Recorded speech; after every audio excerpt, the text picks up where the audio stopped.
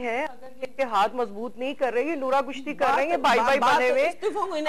आप ऑपोजिशन में role play कीजिए, आप उनके साथ दोस्ती ना निभाएं। अगर हम लोग इतने इंतहा तक जाते हैं तो यही लोग फिर वो कहेंगे कि हम सियासी शहीद हो गए, हमें हमारे खिलाफ ये साजिशें हुई, हमारे खिलाफ ये साजिशें। हम चाहते हैं कि ये भले अपना वक्त पूरा करें, एक लॉन्ग मार्च निकाल, जमहूरियत के लिए जो कुर्बानी दी है, सियासी पार्टियों ने दी है, हम नहीं चाहते कि जमहूरियत को जो है बुलडोज किया जाए। आपने बहुत उसका मतलब अच्छा टाइम दिया है, गलत नहीं है कि हमने जो है आवाम की बात नहीं की है, इतने जो है आवाम है आप उठाए। जिस तरह नाज़िया कह रही है कि आपने फ्रेंडली अपोजिशन का जो किरदार अदा किया, कौन सी फ्रेंडली अपोजिशन? क्या हम पार्लियामेंट के अंदर नहीं बोलते? क्या हम जो है सड़कों पे, जलसों में, गलियों में, प्रेस में, मीडिया में नहीं बोलते कि ये हुक्मरान जो है तारीखी कदम उठाए? बोलने में 4 साल गुजर गए, बोलने में 4 साल गुजर गए। बंदूक आवाम मर रही है, रोडों पे निकली हुई है, लोग खुदकुशियां कर रहे हैं, बेरोजगारी का आलम देखिए आप, कितनी अपनी इलीगल जॉब्स प्रोवाइड की जाती हैं, अपनी अपनी पार्टियों को दी जाती है, अपनी पार्टियों को अवार्ड्स दिए जा रहे हैं। अवाम रो रही है, अवाम मर रही है, रोडों पे निकली हुई है, बिजली बंद, अभी गर्मियां शुरू हो रही हैं, लोग पहले से खौफजदा है कि पता नहीं अब लोड शेडिंग का क्या आलम होगा। ठीक है राजा, पर ये तो बात लोगों भी यही कहते हैं, और तमाम जब रहनुमाओं से बात हो रही है, आप इक़्तिदार में नहीं है, आप दावा कर रहे हैं कि हम तकदीर बदलेंगे। मैंने आपसे फिर वही सवाल किया कि काफ लीग की तमाम वो टीम, मुशर्रफ साहब की बी टीम, तमाम लोगों ने आप अपने साथ बिठाया, अभी भी बहुत से लोगों की शमूलियत, और ये तो मीडिया ने और तमाम लोगों ने तनकीद की कि शायद खान साहब और आपकी तहरीक इंसाफ को इस पे सोचने पे मजबूर हो गए कि शिफाफ जो है करना चाहिए ऐसा सिस्टम है। उन लोगों को क्यों नहीं निकाल रहे? पार्टी के अंदर इलेक्शंस हो रहे हैं ना, आप देखें, हम तो ये एक मिसाल है कि हमारी पार्टी में इलेक्शंस जो हैं वो होंगे, पार्टी यूसी लेवल से में भी हुए हैं इलेक्शन, नहीं उनके अंदर वो तो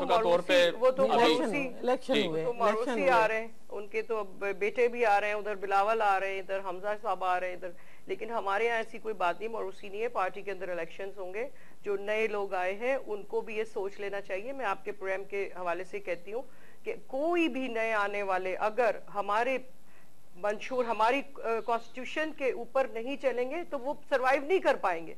इस पार्टी का जो खान साहब का विजन है, हमारा एक विजन, एक नजरिया है, उनको वो ये नजरिए को एक्सेप्ट करके हमारी पार्टी में आ रहे हैं। हमारा लीडर एक नजरिया लेके चल रहा है और लीडर मैटर करता है। देखें, वो रोल मॉडल होता है। आपके पीछे चाहे कितने हजारों लोगों की फौज है, लीडर आपका अगर करप्ट है, एक कॉलर है, कॉलर से भी बात कर लेते हैं। जी अस्सलाम वालेकुम। जी जनाब, कहाँ से बात कर रहे हैं? मैं कराची से बात कर रहा हूँ, सईद खान। जी खान साहब बोलिए। मैं ये कहना चाहता हूँ, जो मुस्लिम लीग नून मुस्लिम लीग नून नहीं, जो अपना इमरान खान साहब की, जी पाकिस्तान तहरीक इंसाफ, नाज़िया तहरीक इंसाफ साहब की, जनाब बात ये है कि सिर्फ आसान है तनकीद कर लेना कि ये नहीं हुआ, और उन्होंने, हम लोग मिसाल देते हैं, हम लोग पार्लिमानी जमहूरियत का दावा करते हैं। बरतानिया में एक हुकूमत सिर्फ 1 वोट की अक्सरियत से पार्लियामेंट में पूरे 5 साल करती है। आप किस मुंह से कभी किसी इलेक्शन में आप जीते नहीं है? जिन लोगों ने भारी मैंडेट लिया है, एक दफा नहीं 10 मरतबा 4 साल के दौरान, चाहे मुस्लिम लीग नून हो चाहे पीपल पार्टी हो, बार बार वो बाई इलेक्शन जीतती रही है। और इसी मुस्लिम लीग नून और इमरान खान साहब और जमात इस्लामी के 200 वोट निकले हैं। जी बहुत शुक्रिया। ये तो वही सवाल आ गया आपका। जी बहुत शुक्रिया। यही सवाल आ गया कि आप अभी तक कोई इलेक्शन नहीं लड़े, अब आपको इस वक्त ये बातें करने का हक नहीं है। नहीं, ये एक आम कॉलर था, कोई सियासी बंदा है। वो कह रहे थे, मैं उनको ये जवाब दे रही हूँ कि ये कह रहे हैं भारी मैंडेट लेके आए तो वो बोल ना सके, जो जीतता है वही सब कुछ है, उसको जो है स्याह सफेद का हक है, तो जो जीते वो कुछ करे। नहीं, और जीते कितने मैंडेट के ऊपर आप मुझे बताएं, आपका टर्नओवर कितना होता है? आपका 17% टर्नओवर होता है। आपके इलेक्शन में धांधली होती है, बड़े पैमाने के ऊपर जाली वोट पकड़े जाते हैं, कोर्ट्स तो कैसे इस निजाम को कैसे सही करें? करप्शन। फिर आप जब कहते हैं कि चेयरमैन साहब क्रिटिसाइज क्यों करते हैं, इसी बात के ऊपर तो वो क्रिटिसाइज करते हैं करप्शन के ऊपर। आपके कौन से इलेक्शन आपके फेयर हो रहे हैं? एक कॉलर है, कॉलर को भी सुन लेते हैं। जी अस्सलाम वालेकुम। वालेकुम अस्सलाम जनाब। जनाब कहाँ से बात करें और कौन बात करें? जी कराची से मैं अली रजा खान बोल रहा हूँ। जी खान साहब फरमाइए। जी बड़ा अच्छा प्रोग्राम होता है आपका, इसकी पहले तारीफ करूंगा। हर टॉपिक पे आप बात करते हैं। मेरे मौजूद मेहमानों से आपसे दरख्वास्त है कि खासतौर पर मुस्लिम लीग नून की है जब ये लोग बसरे रिश्तेदार थे 92 का जमाना मुझे अच्छी तरह याद है, इनको इन्होंने क्या था फौजी ऑपरेशन करके ऐसा बना दिया था कि मगरिब के बाद मेरे वालिद साहब दरवाजा बंद करते थे और फजर के बाद खोलते थे। तो इन्होंने उस रोशनी को शायद खंडर में मुतला किया। और दूसरा पंजाब की हालत बिल्कुल एज इट इज है।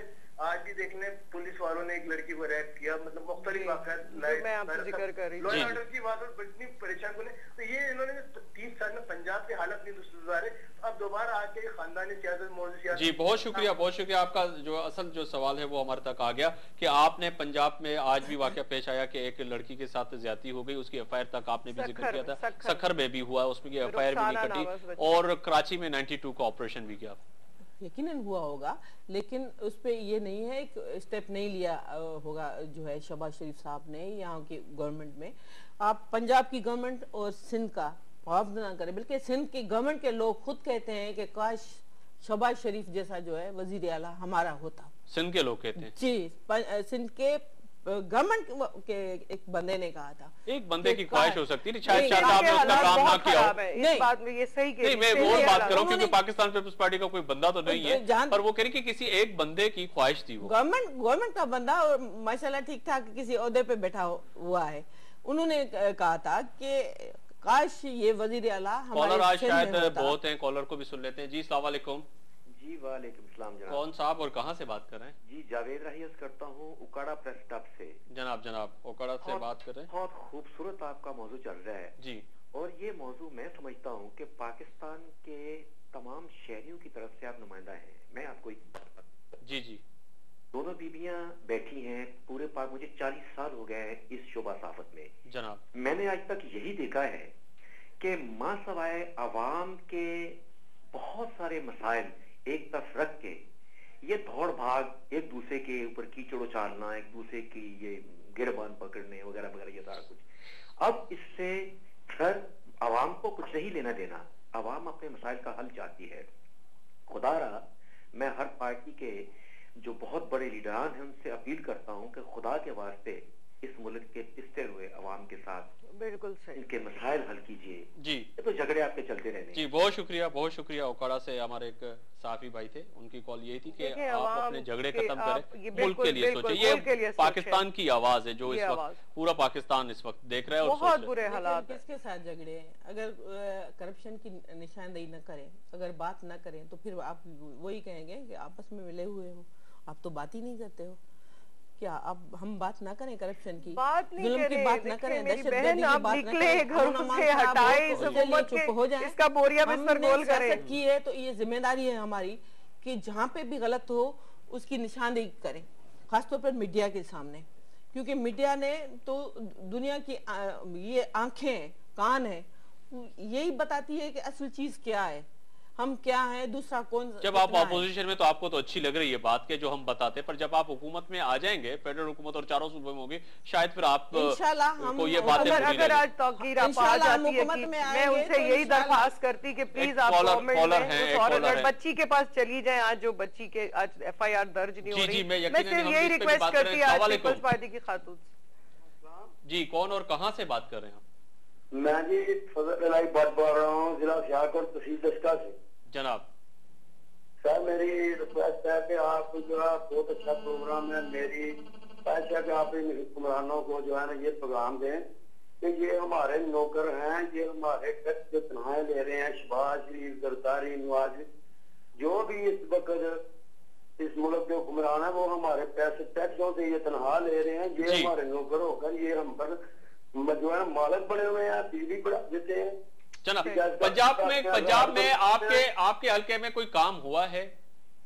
हमारे हल्के में कोई काम नहीं हो रहा है, सड़कें टूटी हुई हैं, जो टूटी हैं कमरे रोड है वो भी टूटा हुआ है, थोड़ा सा बना दिया आगे टूटा हुआ है, लोगों की गाड़ियां खराब हो रही हैं, टूट रही हैं, कुछ भी नहीं इधर क्या हो रहा है। जी बहुत शुक्रिया। मैं आपको एक बात ये कहना चाह रही हूँ कि पेट्रोल का 1 लीटर जो आज मैं और आप अपनी गाड़ी में डलवाते हैं, आपको पता है 30-32 रुपए हम उसके ऊपर टैक्स देते हैं, और हमारा एक जो वजीर है उसको 1000 लीटर फ्री मिलता है, उस पैसे से जो टैक्स ये आवाम दे रही है, किसी हुई आवाम के। शायद आप हुकूमत में आए तो फिर वो भी वही आप भी उसी टैक्स से पैसों से गाड़ियां चलाएंगे, और इतने बड़े प्रोटोकॉल शायद इसीलिए का लफ्ज लगा रहा हूँ कि उस वक्त शायद यही बात। हम यकीन से जब हम आपको 30 डेज का टाइम मांग रहे हैं, हम तो कह रहे हैं आपको, तो अभी चेयरमैन साहब ने अपनी स्पीच में कहा कि आपको 1 महीने में अंदाजा हो जाएगा, जब करने वाला जिसकी नीयत सही होती है, बात नीयत की है। हमने अमेरिका के आगे झुकना नहीं, हमने गुलामी नहीं करनी। कॉलर ने कहा कि पंजाब में बहुत से हल्के ऐसे जहाँ पे काम नहीं हुआ। देखो, मुझे पूरे पंजाब का तो नहीं है, पर जहाँ पे भी हम गए हैं तो वहाँ पे तो मुझे तरक्याती काम जो है अच्छे मिले हैं। मुझे पूरे पंजाब का पता नहीं है कि कहाँ पे काम हुआ है या नहीं है। मैं सिंध से ताल्लुक रखती हूँ तो ज्यादातर मैं सिंध की बात करूँगी। जी जी।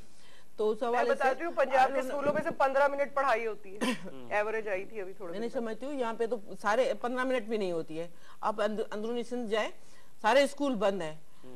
और वहाँ पे जो है पर कल पीर मजलक साहब ने कहा कि जो है ना 40,000 से ज्यादा स्कूल खुले हुए हैं, उन पे लोग पढ़ रहे हैं। किसने कहा?